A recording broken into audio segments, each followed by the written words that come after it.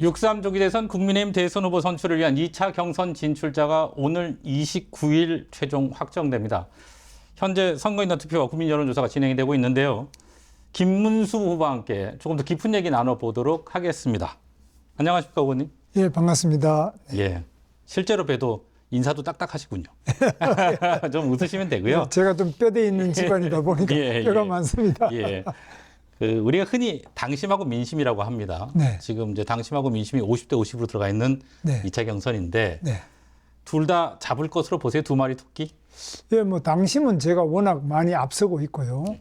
민심도 제가 앞서는데 요즘에 여론조사를 하면서 한덕수 권한대행을 자꾸 집어넣어요. 예. 그러니까 한덕수 권한대행 총리하고 제가 그 장관을 했지 않습니까? 예. 그러니까 한덕수 권한대행을 집어넣으면 제 표들을 상당한 부분을 그리 가져가서 예. 좀 약간 착시 현상이 일어나는데 당내 민심만을 본다면은 당의 당심은 물론이고 한덕수 권한대행을 후보로 넣지 않고 그냥 하면은 제가 당연히 높게 나옵니다. 그래서 뭐 잘 될 것으로 그렇게 다 보고 있습니다. 제가 이 질문을 드린 이유가 당심하고 민심에서 서로 왜 다른 후보 중에 뭐 이렇게 엇갈려서 네. 당심에서 이겼는데 민심에서는 뭐 지금 이런 결과들이 더러 있었잖아요. 이전에. 그런데 뭐 저는 지금 현재로서는 괜찮고요. 다만 한동훈 후보가 요즘에 탄핵 이후에 이제 탄핵 반대 여론이 상당히 높아지다 보니까 이 흐름에 좀 편성을 해서 지지율이 조금 올라가는 경향이 있습니다. 지금 그런 경향이라면 이제 요즘 관심 중에 하나죠. 29일 날 과반 득표 자신하십니까? 과반 득표는 지금 현재로서는 자신은 못하겠고요. 그렇게 되기를 기대하고 있습니다. 역시 뭐 많이 솔직하시네요. 보통은 자신 있다고들 하실 것 같은데. 예, 뭐 뻔한 이야기니까 지금 큰 소리 쳐도 예. 바로 드러나죠. 그렇죠. 뭐 29일이면 끝나니까요. 지금 말씀하신 대로 여론조사를 보면 상위권 후보들이 오차범위내 뭐 착시 현상이라고 하셨는데 결과가 많습니다. 최종 경선을 간다고 보고 그럼 네. 누구와 치를 것 같습니까? 세 분 중에. 현재로서는 뭐 한동훈 후보와 홍준표 후보가 비슷비슷한데요. 네. 이제 한동훈 후보가 탄핵을 반대한 사람들의 이 비율이 좀 높아지고 있잖아요. 이걸 타고 있어요. 그래서 한동훈 후보가 지금 완만하게 올라오고 있기 때문에 지금 어떻게 될지는 모르겠습니다만 한동훈 후보가 상당한 정도로 경쟁될 수 있는 가능성이 있다고 봅니다. 탄핵을 찬성한 쪽이 이제 지지세가 좀 올라가고 있다 이런 말씀이신 거죠? 그렇습니다. 탄핵 찬성이 예, 오기 예, 때문에. 예. 지금 방금 말씀하신 대로 아마 한덕수 대통령 권한대행의 출마 여부가 초미의 관심입니다. 그리고 그렇습니다. 세대 변수일 것 같고요. 네. 일단 출마한다고 보십니까? 출마한다고 생각을 많이 했는데 지금 뭐 여론조사 요즘 나온 걸 보면은 예. 다시 또 상당히 많은 분들이 한덕수 권한대행은 지금 통상 문제나 복잡한 문제가 많은데 출마하면 되느냐 반대가 압도적으로 높아요.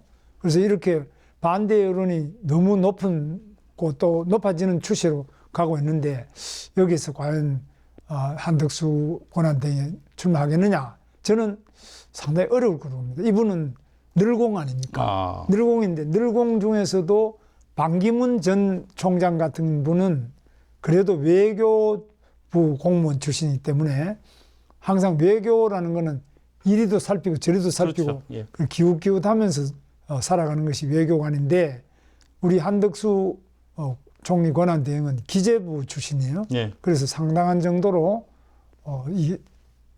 자기 앞만 보고 살아온 그런 늘공인데 지금 이 위험한 형편에 지지율도 높지도 않고 또 지지율도 한덕수 권한대행 자꾸 떨어지고 있습니다. 거기다가 또 반대 여론이 많은데 나올 수 있는지 그건 모르겠습니다. 아니 좀 이채로운데 원래 김 장관님께서 단일화에 대해서 가장 적극적인 4명의 후보 중에 그렇습니다. 그렇게 얘기하고 계시고 지금까지도 그랬던 걸로 아는데 지금도 그렇습니다. 그렇지만 한 대행이 나올 가능성은 그리 높아 보이지 않는다 이렇게 보시는군요. 그러니까 원래 늘공은 예.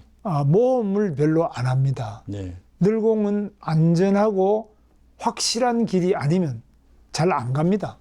그런데 지금 이 판 자체가 과거에 반기문 총장이 나올 때보다도 더 판이 어려운 판 아닙니까? 예, 예. 이 어려운 판에 불확실한 가운데 본인이 또 대통령 권한 대행 아닙니까? 반기문 총장은 그때 유엔 사무총장을 마치고 임기를 마치고 나왔는데 지금은 이 어려운 판에 대통령 권한 대행으로서 트럼프의 관세 쓰나미도 극복해야 되고 뭐 국내 경제도 지금 제로 성장까지 와 있는데 이런 모든 것을 다 팽개쳐 놓고 나 출마합니다. 뭐 이렇게 할 만한 그런 배심이 있는지 그거는 모르겠습니다. 네, 장관님의 이 답변이 되게 낯설게 들리는데 만약에 네. 한대행이 출마를 한다. 네. 그리고 우리 후보님께서 1위가 되셨다. 그래서 국민의힘의 대선 후보가 되셨다. 그럼 이제 단일화 추진해야 하지 않습니까? 출마한다고 하면? 물론입니다. 제가 그런 일이 있다면 네. 한덕수 권한대행이 출마를 하시고 예. 뭐 저는 당연히 1위가 되겠습니다만은 예. 출마하신다면 저로서는 이거는 반드시 단일화를 안 하면 사실 예. 이길 수 없죠. 그래서 제가 뭐 바로 달려가서 예. 단일화 협상을 시작해서 빠른 시간 내에 신속하게 단일화를 해내겠습니다. 근데 이제 단일화라는 단어가 네. 그냥 되게 피상적으로 들리는데 사실은 이제 네. 어떤 후보가 이기고 지구의 문제지 않습니까? 네. 그 본인의 경쟁력은 어떻게 보세요? 뭐 제가 당연히 예. 정치를 오래 하기도 했고 지금 또 뭐 대통령이나 이 선거를 하라 그러면은 한덕수 후보 보고 선거하라 이런 이야기 하는 것은 조금 어색하지 않습니까? 저는 근데 평생 뭐 선거를 하고 살아온 사람이고 저는 또 정치도 해봤지만은 경기도지사도 하고 장관도 하고 이래서 행정과 정치 여러 부분에서 경험이 많이 있다. 한덕수 권한대행께서는 오직 늘 공무원, 늘 공이시죠. 네, 그래서 국민들께서도 저를 당연히 이 난세, 난국을 타개하는 이재명을 이길 수 있는 카드로서 저를 택해 줄 것이라고 저는 확신합니다. 알겠습니다. 뭐 이런 이제 한덕수 권한대행과의 같은 맥락에서 이른바 이제 반 이재명 빅텐트 네. 얘기가 나오지 않습니까? 네. 뭐 적극적으로 말씀하신 걸로 제가 알고 있고요. 우리 후보님이 생각하는 빅텐트는 구체적으로 어느 정도의 규모 또 어떤 지향점을 가지고 있는 건가요?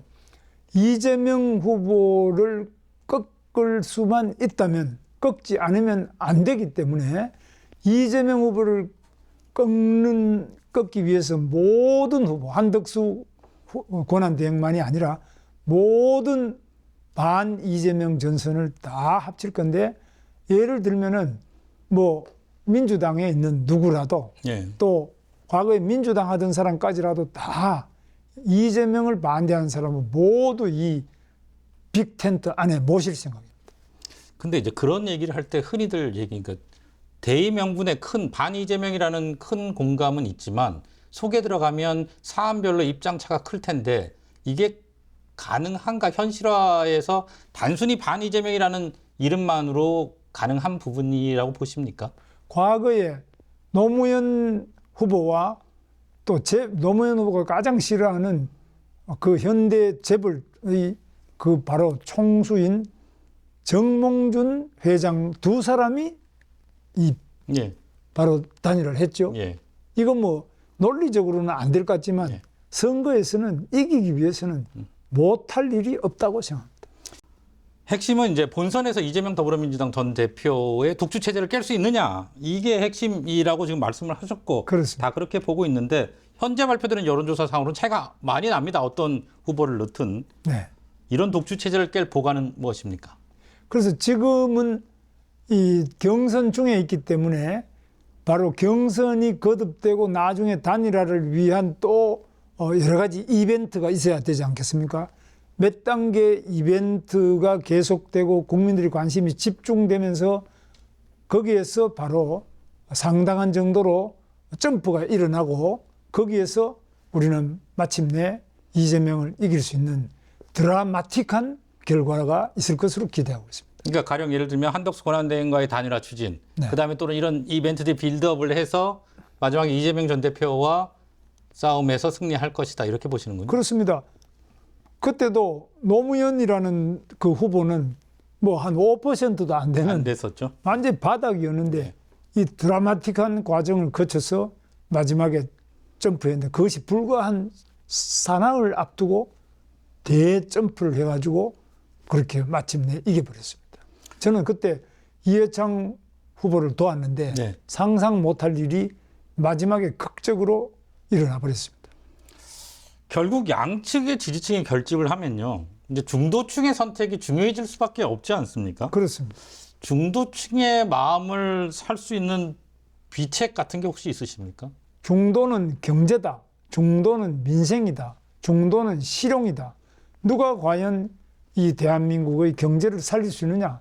누가 민생을 제대로 살릴 수 있겠느냐? 이 점인데 바로 제가 이 기업을 많이 유치하고 기업의 창업을 수월하게 하고 기업이 하기 좋은 대한민국을 만들 수 있는 사람은 김문수다. 이건 뭐 대한민국 국민들이 거의 다 압니다. 삼성전자 반도체 공장을 평택에 유치했다든지 또 SK 이천 공장도 제가 다 도지사할 때 그것도 전부 다 확대를 해서 지금의 SK가 되게 됐습니다. 그리고 현대 기아자동차는 말할 것도 없고 LG 평택의 공장이라든지 또 GTX 누가 했습니까? 지금 바로 대도시 교통혁명이라는 이 GTX 같은 것도 제가 창안해서 바로 착공까지 한 사람입니다. 그때 모든 분들이 반대했지만은 이 반대를 무릅쓰고 제가 세계 최고의 바로 대심도 고속 급행철도 바로 180km의 고속철도를 해서 지금 뭐 이거 타본 분들 파주에서 서울역 온다든지 이런 분들은 혁명이라는 걸 바로 느낄 수 있습니다. 그래서 여러 부분에서 제가 이룩한 업적 그리고 그 많은 일을 하면서도 단 한 사람도 저를 비롯해서 한 사람의 측근도 구속되거나 수사받지 않은 깨끗한 사람. 반면에 이재명 후보는 아시다시피 뭐 대장동부터 시작해가지고 주변에 뭐 백현동 비리다. 많은 사람들이 주변에서 구속되고 또 그 주요한 핵심 고리는 다 의문사를 하고요. 또 자기 형님도 자기 반대한다고 해서 정신병원에 강제 행정 입원을 시키고 또 그 반대하는 형수님한테 온갖 욕을 하고 또 검사도 사칭하고 총각도 사칭하고 그래서 이렇게 너무너무 문제가 많은 사람이라는 것을 국민들이 선거가 치열해질수록 다 깨닫게 돼서 이 깨끗하고 일 잘하는 김문수를 선택할 것으로 저는 보고 있습니다. 원래 다음 질문이 서민경제 회복 방안이었는데 지금 이 답변으로 대신에 이걸 여쭤볼게요. 말씀하신 대로 특히 말입니다. 네. 지역은 더 어렵습니다. 더 잘 아시다시피 사실 수도권 밀집 과밀화 이런 부분들도 계속 있고요. 이런 데 대한 국가균형발전과 지방분권에 대한 개인 생각은 어떠십니까? 제가 대통령이 되면은 바로 지방분권을 강력하게 추진하는데요. 지방이 어려운 것은 첫째, 지방의 권한을 줘야 됩니다. 인허가 권한을 지방으로 과감하게 이양을 해야 되고요. 두 번째로 지방의 재정을 더 늘려야 되는데요. 그러려면 지방세 같은 것은 지방에서 바로 결정할 수 있게 지방 조세권도 일정한 부분 바로 지방으로 이양해드리고 또 지역마다 중앙정부에서도 지금 하고 있는 것처럼 대구 경북 같으면 대구 경북에 하고 있는 지금 글로컬 대학이라든지 라이즈 사업 같은 거 있습니다. 네. 그래서 경북대학교를 비롯해서 뭐 포스코 대학이든지 영남대학교나 대구 경북에 있는 대학이 바로 지역 발전의 핵심적인 축이다. 대학과 지역의 산업과 지역의 지역 경제 사이에 연결을 해서 이 부분에 집중적으로 지원해서 대학 안에 바로 창업도 되고 우수한 학생들이 대학으로 오고 유초, 중, 고등학교도 지역마다 전부 확실하게 서울을 능가하는 이런 대학을 유초, 중, 고등학교를 해서 구태여 교육 때문에 서울에 오지 않도록 그렇게 만들겠습니다. 이것은 그냥 허황한 이야기 같지만 가능하고 확실합니다.